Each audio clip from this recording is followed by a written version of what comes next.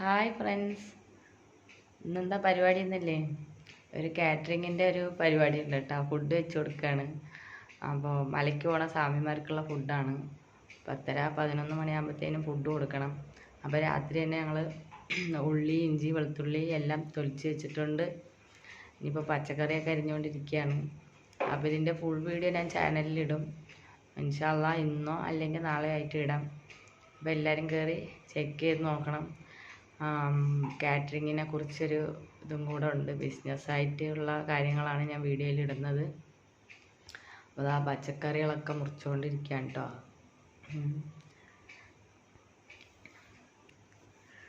അപ്പോൾ കാറ്ററിങ് തുടങ്ങാൻ താല്പര്യമുള്ളവരൊക്കെ വീഡിയോ കാണണം.